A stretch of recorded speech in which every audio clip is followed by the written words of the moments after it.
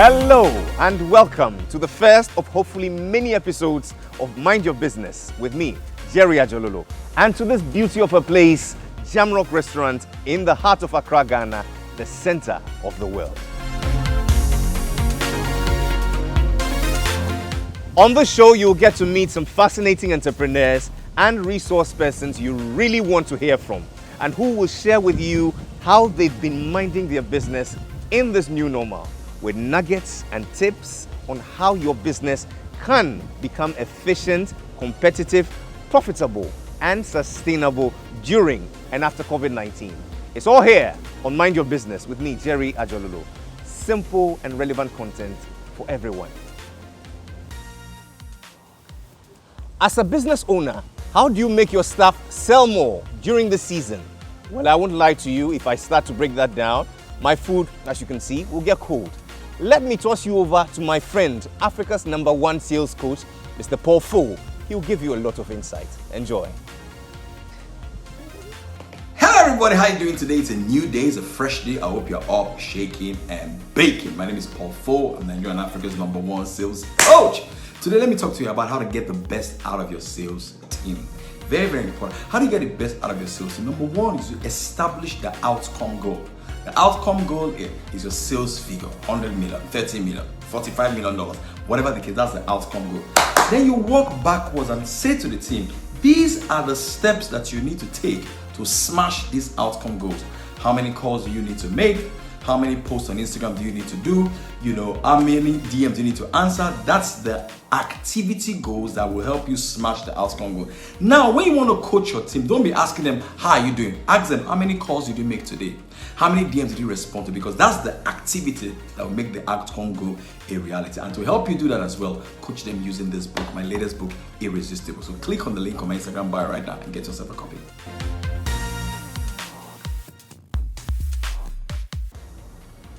And there you have it. Follow Paul Fo on all his social media handles as displayed on the screen. This is good.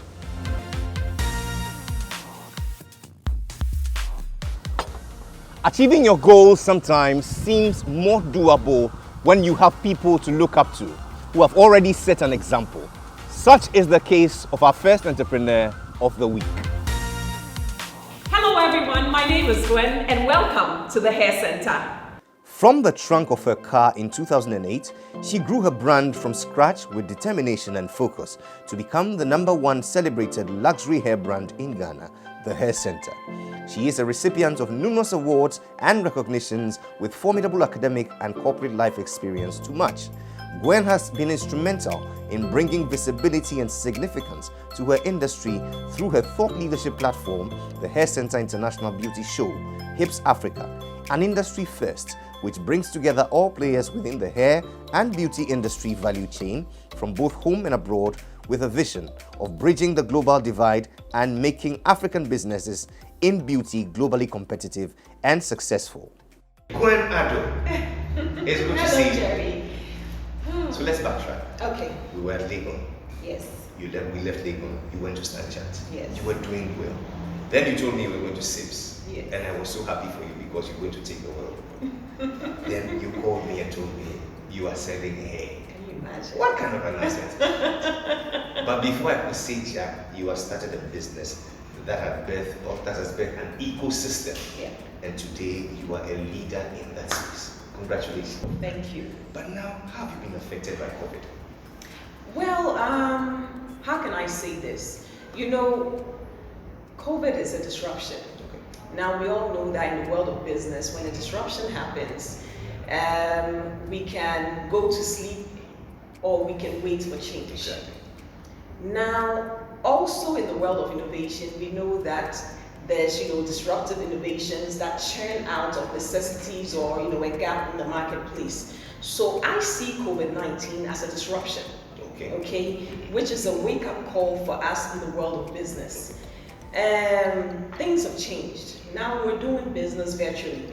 Now, before, I loved the cash and carry.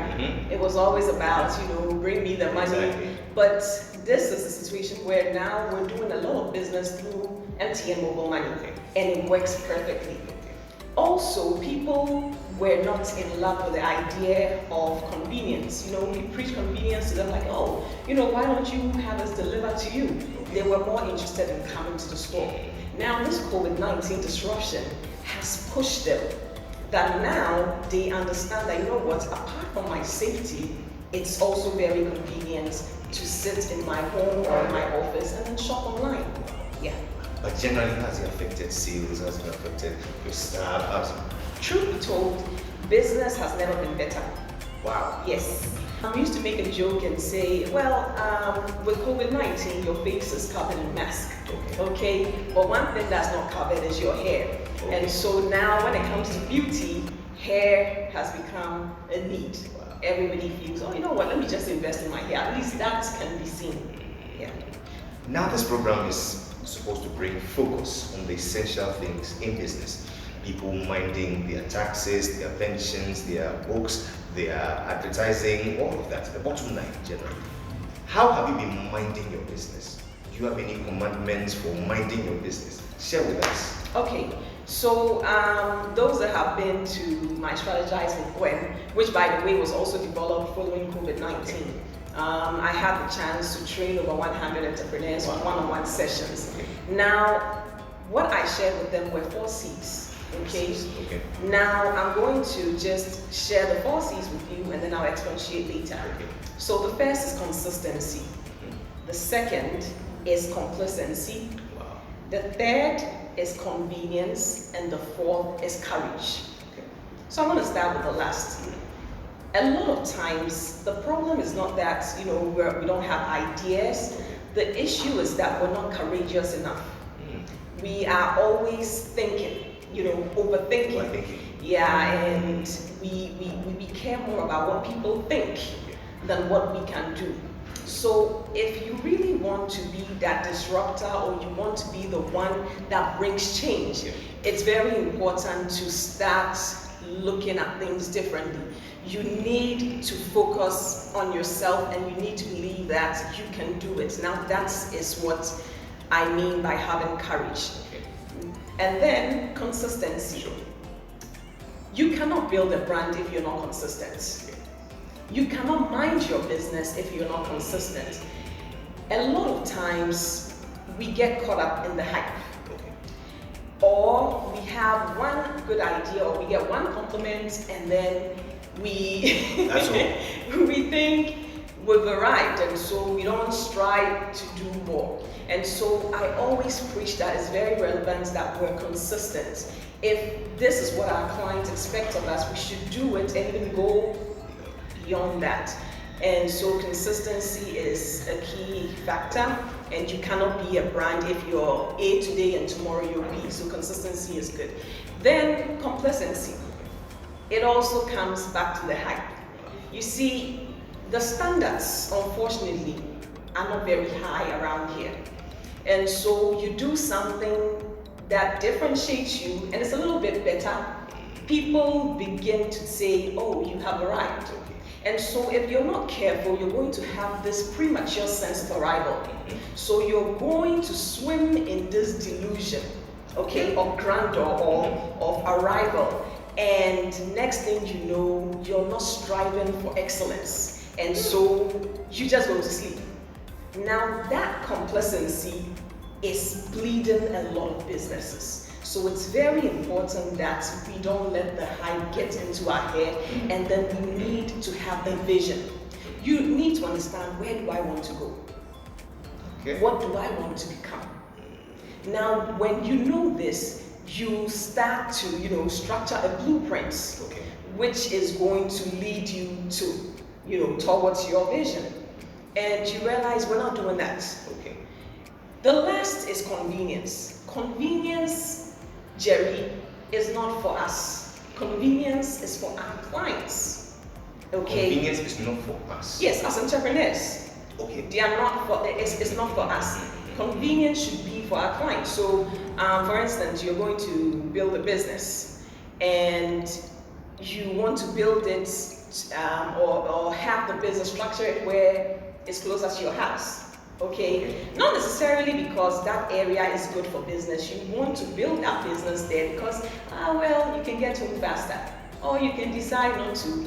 And if we continue to do that, if we continue to build convenient businesses, we are not going to get to the top or wherever it is that we dream of getting to.